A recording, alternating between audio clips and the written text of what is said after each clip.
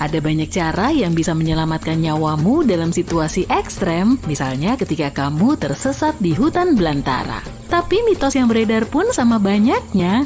Yuk kita lihat beberapa di antaranya. Kabarnya jika kamu dikelilingi salju dan tidak punya air minum, memakan salju adalah cara terbaik untuk menghidrasi tubuh. Sayangnya itu tidak benar. Bahkan lebih buruknya, memakan salju justru bisa membuat lebih dehidrasi. Kok bisa sih? Jadi begini, setelah memasukkan salju ke mulut, tubuhmu harus memulai proses mencairkan salju dan menghangatkannya. Dan ini mengharuskanmu mengeluarkan lebih banyak energi yang akan membuatmu kehilangan cairan dengan lebih cepat. Tapi bukan itu aja, makan salju juga bisa mengakibatkan hipotermia yang 2 kali lebih berbahaya jika kamu sendirian di hutan. Selain itu, salju mungkin saja mengandung bakteri berbahaya yang bisa membuatmu sakit. Jadi tidak ada solusi lain, lelehkan salju yang akan kamu makan di tangan terlebih dulu dan jauhi salju yang tidak terlihat baru dan putih. Jika mengalami frostbite atau radang dingin, segera tangani secepat mungkin. Dan meski banyak yang salah kaprah soal ini, jangan pernah menyiramkan air panas ke kulit yang rusak karena dapat memperparah kondisinya. Sebagai gantinya, jika tidak bisa segera ke dokter, lepaskan pakaian basah dan rendam bagian yang terkena radang dingin dalam air hangat. Setelah itu, pastikan bagian tubuh yang terdampak tidak akan membeku lagi dan letakkan pada posisi lebih tinggi untuk mengurangi pembengkakan. Kemudian, balut bagian yang terluka dengan perban. Jika luka ada pada jari tangan atau kaki, gunakan perban pada masing-masing jari dan letakkan bola kapas di sela-selanya agar tidak bersentuhan. Jangan pernah menggosok area yang luka ya. Jika kamu tersesat di hutan dan tidak tahu arah mana yang harus dituju, carilah sungai atau anak sungai kecil. Ikuti hingga sungainya menyatu dengan sungai yang lebih besar, itu akan membawamu ke daerah yang lebih berkembang dan berpenghuni, di mana kamu bisa mendapatkan bantuan. Tapi jangan percaya pada mitos bahwa kamu bisa meminum air di suatu tempat jika melihat hewan meminumnya ya. Kalau berhasil menemukan sumber air, kamu harus memurnikannya lebih dulu. Tubuh kita sangat berbeda dengan hewan, dan jika kamu tidak memurnikan air sebelum meminumnya, kamu bisa jatuh sakit. Bahkan di dalam air yang tampak bersih pun terdapat jutaan mikroorganisme, beberapa di antaranya sangat berbahaya bagi manusia. Mata air tawar mungkin aman untuk diminum, tapi saat berjuang untuk bertahan hidup, lebih baik berhati-hati. Ada mitos yang mengatakan bahwa air asin aman diminum dalam jumlah sedikit. Kesalahan seperti ini bisa memiliki konsekuensi yang sangat buruk. Meminum air asin dalam jumlah berapapun akan menyebabkan dehidrasi lebih cepat dibanding tidak minum sama sekali. Hal terbaik yang bisa dilakukan dengan air asin adalah menggunakannya untuk mendinginkan tubuh, bukan untuk diminum. Oke, katakanlah kamu sedang berkelana di hutan, kamu tersesat dan sudah putus asa, tapi tiba-tiba kamu melihat sebuah gua. Bagus, itu bisa jadi tempatmu berlindung. Ada beberapa kayu dan ranting yang bisa kamu ambil di dekat gua, dan kamu pun membawa korek api. Sepertinya keberuntungan ada di pihakmu. Yap, itu kalau kamu tidak melakukan kesalahan fatal, yaitu membuat api di dalam gua. Masalah utamanya bukanlah asap, melainkan panas yang berasal dari api. Panas ini akan menyebabkan bebatuan yang membentuk dinding dan langit-langit gua memuai. Pada akhirnya, batu-batu tersebut bisa pecah dan kemudian kamu bisa terjebak dalam runtuhan batu atau tanah longsor. Agar tetap hangat dan aman, buatlah api tepat di depan mulut gua. Begitu menyadari bahwa kamu tersesat di hutan saat sedang hiking, segeralah berhenti. Memang terdengar kurang masuk akal sih, tapi solusi ini lebih baik dibanding terus berjalan. Lebih baik tetap di situ dan cobalah untuk membuat tempat berteduh. Kalau kamu terus berjalan, kamu bisa lebih cepat mengalami dehidrasi. Selain itu, semakin jauh kamu berjalan dari tempatmu tersesat, semakin lama waktu yang dibutuhkan oleh tim penyelamat untuk menemukanmu. Ada mitos yang mengatakan, jika kamu menemukan kawanan lebah dan mengganggu mereka, langkah terbaik adalah melompat ke dalam air. Sayangnya itu nggak ada gunanya. Lebah-lebah itu akan menunggu sampai kamu muncul kembali ke permukaan untuk bernapas. Solusi yang bagus adalah berlari lurus secepat mungkin sampai lebah berhenti mengejarmu. Alternatif yang lebih baik lagi adalah mencari tempat berlindung seperti mobil, rumah, atau bahkan kamar mandi umum dan bersembunyi di dalamnya. Apa yang akan kamu lakukan kalau tidak sengaja menjumpai seekor ular? Apakah kamu mendekati reptil itu dan mencoba mengusirnya? Atau mungkin menusuknya dengan tongkat? Atau kamu bisa meneriakinya dan menghentakkan kakimu? Apa pilihanmu? Mendekati ular dan mencoba menakut-nakutinya untuk menyelamatkan diri hanyalah mitos belaka. Ular itu bisa saja mengira kamu bersikap agresif dan menyerangmu. Meskipun ular tidak memiliki telinga, hewan ini peka terhadap getaran. Itulah kenapa mengeraskan suara, memukul-mukulkan dua tongkat atau menghentakkan kaki bisa membuat ular mundur. Tapi kalau kamu bisa menjauh, mending pergi aja deh. Berikut beberapa tips lain yang bisa membantumu dalam situasi kritis. Jika kamu jatuh dari tebing, coba sebaik mungkin untuk mengurangi dampak benturan dengan membaginya dalam beberapa tahapan. Setiap tahapan akan menyerap sebagian kekuatan benturan saat jatuh, sehingga kamu punya peluang yang lebih besar untuk selamat. Cobalah untuk meraih benda-benda yang kokoh seperti tanaman berkayu atau batu saat tengah terhempas ke bawah untuk memperlambat jatuhmu. Jika kamu terjatuh menembus es ke dalam air yang sangat dingin, berusahalah untuk kembali ke pinggir es. Jangan menarik dirimu keluar dengan mencengkramnya karena tepiannya akan terus pecah dan kamu akan kelelahan dalam waktu singkat. Tendang-tendang kakimu sampai tubuhmu berada dalam posisi horizontal di air. Setelah itu, keluarlah dari air dan naiklah ke atas es seperti anjing laut. Setelah berada di permukaan es, jangan berdiri ya, tetaplah berbaring. Dengan cara ini, berat badanmu akan tersebar ke area yang lebih luas dan kecil kemungkinan es akan pecah.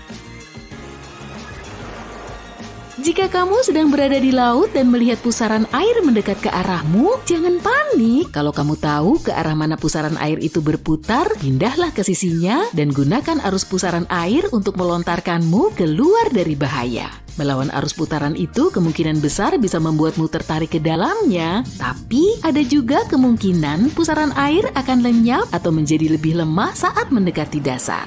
Jadi jika kamu terjebak di dalam pusarannya, tarik napas dalam-dalam dan tunggu kesempatan untuk berenang ke atas dan menjauh. Jika kamu terjebak di bawah reruntuhan, misalnya saat terjadi gempa bumi, tugas utamamu adalah melindungi sistem pernapasanmu. Selain itu, kamu harus menjaga suplai udara bertahan selama mungkin. Lepaskan bajumu dan ikat bagian bawahnya menjadi simpul. Kemudian, pakai kembali di kepalamu melalui lubang leher. Simpul harus diposisikan di atas kepala. Dengan cara ini, kamu mendapatkan tudung darurat yang akan melindungi wajahmu dari debu, pasir, dan kotoran. Ini juga akan memberimu sedikit oksigen saat mencoba untuk kembali ke permukaan. Jika kamu terjebak ke dalam pasir isap, berusahalah sekuat mungkin untuk menjaga kepala dan lenganmu tetap di atas permukaan.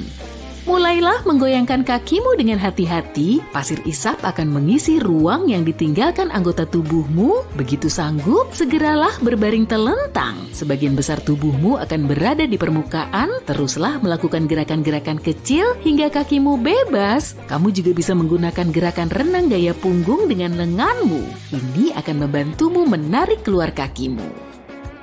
Jika tidak ada yang bisa digunakan sebagai alat untuk menyalakan api, bongkar bekal jajan dan makananmu. Pringles, Cheetos, dan Lay's bisa menggantikan daun-daun kering dengan efektif. Hal yang sama juga berlaku untuk mie spaghetti.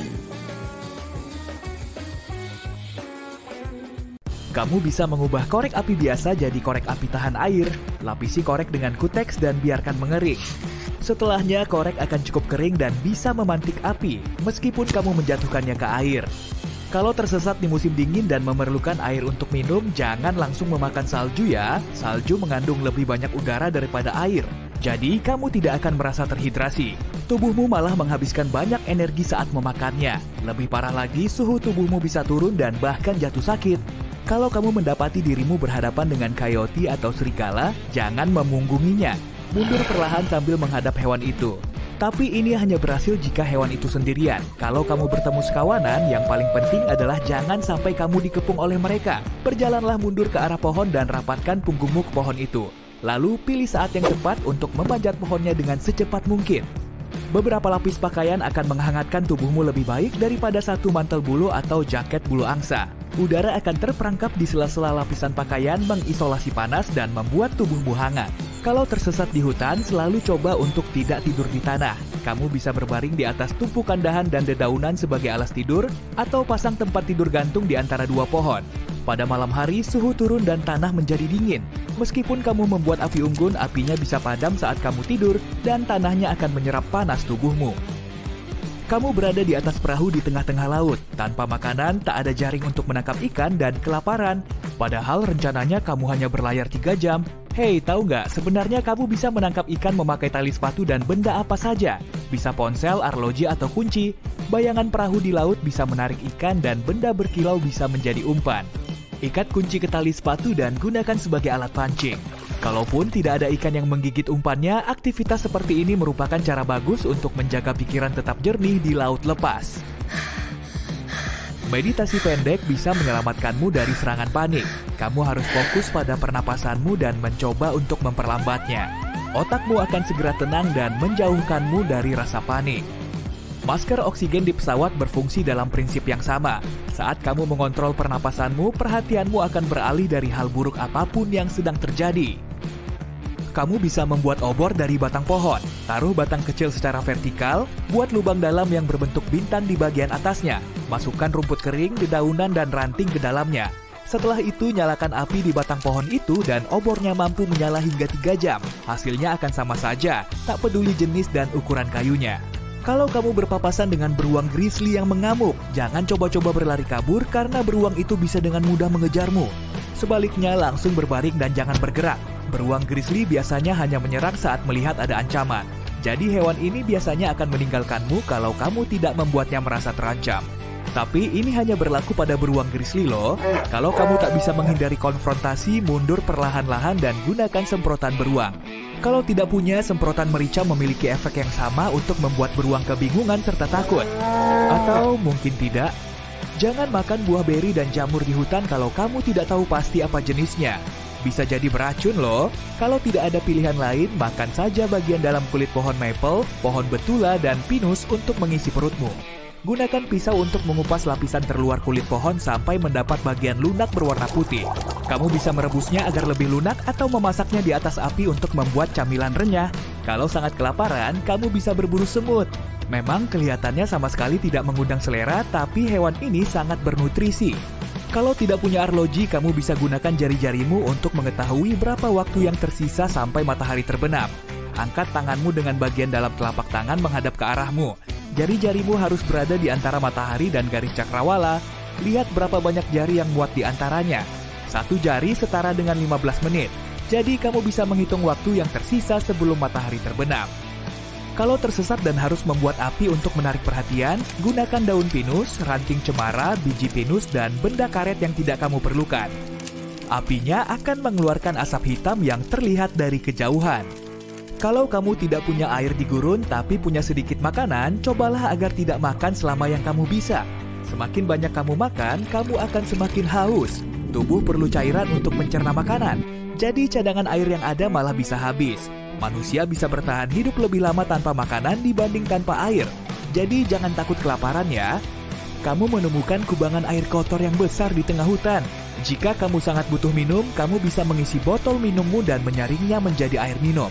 Untuk menyaringnya, buat gulungan kain kasa atau kain pakaian. Taruh salah satu ujung gulungan kain di botol yang kotor dan ujung lainnya ke botol yang kosong. Air bersih akan mengalir ke botol yang kosong lewat lembaran kain dengan meninggalkan segala kotorannya. Sebelum hiking, ganti tali sepatu biasamu dengan tali sepatu paracord.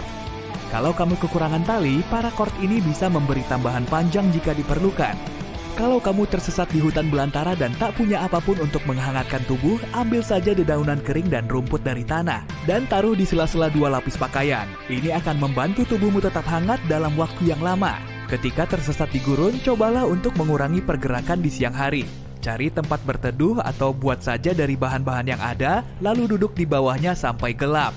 Di malam hari, kamu mengeluarkan lebih sedikit energi dan menggunakan lebih sedikit cairan selama berjalan. Ini membantumu terhindar dari risiko terkena sengatan panas. Jika kamu jatuh ke dalam es, jangan coba-coba mengangkat tubuhmu seperti saat keluar dari kolam renang. Kalau kamu mencoba mengangkat tubuhmu dengan bertumpu pada es, bisa-bisa esnya malah pecah dan membuatmu tercebur kembali ke air. Kamu harus meregangkan tangan sejajar ke atas permukaan es dan regangkan kaki jauh ke depan. Dengan begini, kakimu akan mengambang di air. Dalam posisi horizontal ini, mulailah menggerakkan kakimu seolah sedang berenang. Gerakkan tangan dengan hati-hati tanpa menekan es terlalu keras dan kamu pasti bisa keluar dari situ. Kalau kamu harus membuat api padahal angin berembus sangat kencang, inilah yang harus kamu lakukan. Gali 2 lubang bersebelahan dan buatlah terowongan kecil bawah tanah di sela-selanya. Buat api di salah satu lubang. Api tidak akan padam tertiup angin dan mendapatkan udara dari lubang kedua. Metode ini juga berguna jika kamu perlu membuat api tanpa ingin menarik perhatian. Api seperti ini tidak akan terlihat di dalam gelap. Jangan buang atau meletupkan plastik bubble wrap. Bawa saja saat kamu hiking. Plastik ini bisa melindungimu jauh lebih baik dari dingin bahkan dibandingkan dengan selimut tebal. Gelembung udara kecil ini merupakan insulasi panas yang sempurna. Taruh saja di antara lapisan pakaianmu dan dijamin panas tidak akan menembus keluar dari pakaianmu. Plastik ini juga terbuat dari bahan tahan air, jadi bisa juga mencegahmu basah. Saat berenang di laut, tak jauh dari pantai, kamu bisa terbawa arus pecah. Kalau ini terjadi, hal terpenting yang harus diingat adalah jangan berenang melawan arusnya. Kamu hanya akan menghabiskan tenaga dan menguras energi. Kamu juga tidak akan mungkin bisa mengalahkan arus laut. Yang harus kamu lakukan adalah mencoba berenang ke samping di sepanjang pantai. Cepat atau lambat, kamu pasti akan berhasil keluar dari arusnya, lalu berenang ke pantai dengan aman. Kalau kamu terjebak di dalam lift yang jatuh, jangan coba melompat saat momen benturan. Jangan pula duduk ataupun berdiri. Kamu harus berbaring di lantai, menghadap langit-langit. Rentangkan kakimu selebar mungkin, tutupi wajahmu dengan satu tangan dan taruh tangan yang satunya di bawah kepalamu untuk perlindungan. Dengan begini, kamu mengurangi tekanan pada tubuhmu saat kamu jatuh. Kamu tersesat nih, helikopter penyelamat terbang di atas hutan, tapi kamu tidak punya suar dan cukup waktu untuk membuat api. Gunakan cermin kecil atau layar ponsel untuk memantulkan cahaya matahari.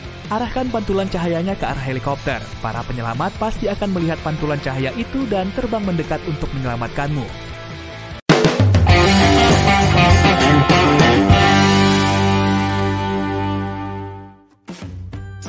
Jika kamu butuh bantuan di depan umum, jangan meminta ke sekelompok orang. Dekati orang yang sendirian.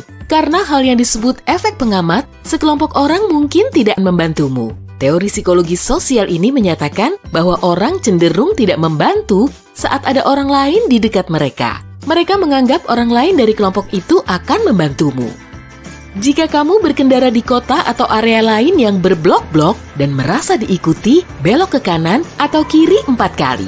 Kamu akan tetap berada di tempat yang sama, dan jika mobil di belakangmu juga melakukannya, kamu mungkin sedang diikuti. Jangan pulang dan coba kabur dari mereka.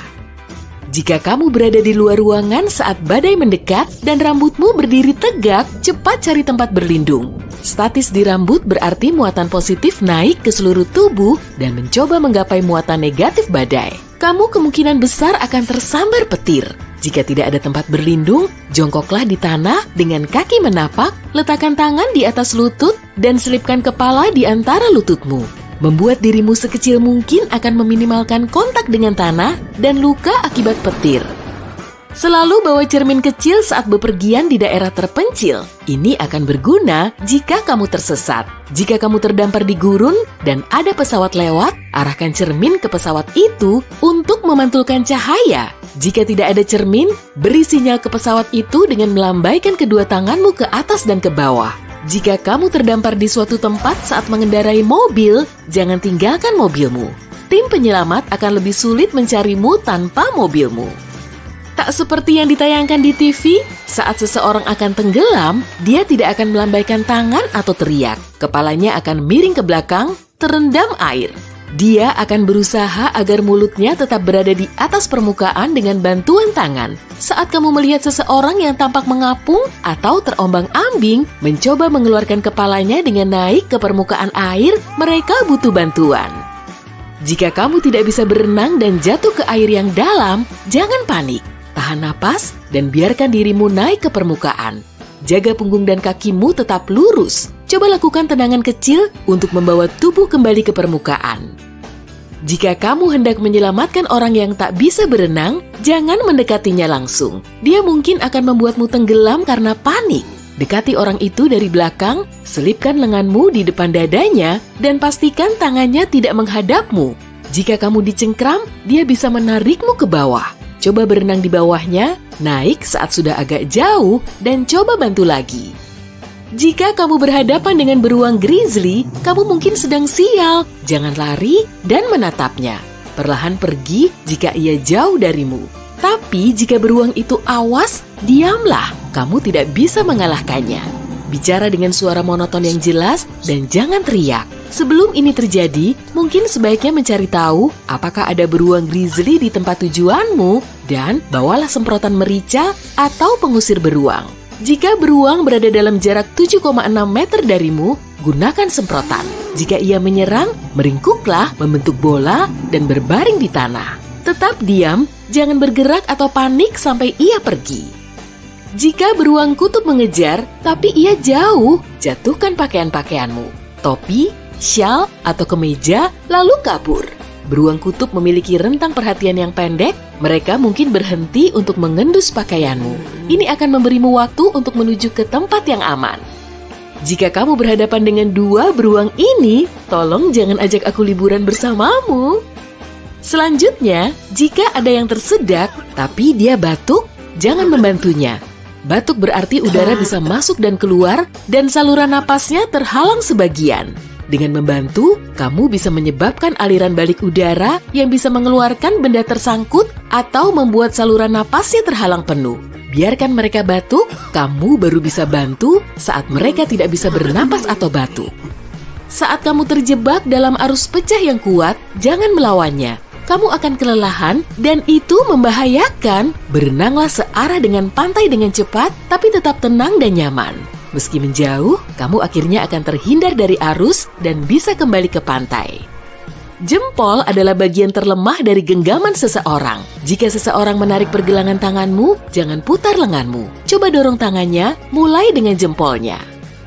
Beritahu Kementerian Luar Negeri jika kamu pergi ke luar negeri. Di Amerika Serikat dan beberapa negara barat lainnya, kamu dapat memberitahu Kementerian Luar Negeri bahwa kamu akan pergi ke luar negeri. Jika ada bencana alam atau konflik politik, mereka akan tahu bahwa kamu harus dievakuasi. Mereka juga akan mengabarimu tentang hal-hal yang terjadi di negara yang kamu kunjungi untuk melindungimu dari masalah. Jika terjebak dalam kerumunan orang, akan sangat berbahaya jika kamu jatuh. Jangan meringkuk dan menunggu orang-orang bubar, itu akan lebih berbahaya. Coba raih kaki seseorang saat mereka berlari melewatimu untuk membantumu berdiri dan terus berjalan. Terkadang dalam berkemah, ada orang tersesat. Jika kamu sedang berkemah dan ingin keluar dari lokasi perkemahan, bawalah arang atau tongkat kayu yang sudah dibakar. Gunakan untuk menulis sesuatu di pohon, batu, atau batang kayu. Tanda itu akan bertahan berminggu-minggu dan kamu akan lebih mudah dilacak oleh tim penyelamat. Selalu bawa jarum di kotak B3K. Jika tersesat, kamu bisa membuat kompas dengan itu. Pertama-tama, kamu perlu memberi daya magnet pada jarum dengan menggosokkan matanya ke rambut, bulu, atau sutra sekitar 100 kali. Isi wadah dengan air, letakkan daun di permukaan air, dan letakkan jarum di atas daun. Jarum itu seharusnya menunjuk utara ke selatan. Saat menelpon layanan darurat, beritahu lokasimu dengan jelas dahulu, lalu masalahnya. Meski teleponmu terputus, mereka akan tahu kemana harus mengirim polisi atau ambulans. Jika ada bau amis di rumahmu, cepat hubungi teknisi listrik. Ini bisa berasal dari plastik yang terlalu panas pada komponen listrik yang dapat menyebabkan kebakaran. Mungkin saja dari stop kontak, saklar, circuit breaker, atau yang lainnya. Ikan yang kamu panggang di oven misalnya. Jika kamu digigit ular, ada beberapa cara untuk mengetahui apakah ular itu berbisa. Kamu bisa bertanya, tapi mungkin ia tak akan menjawab.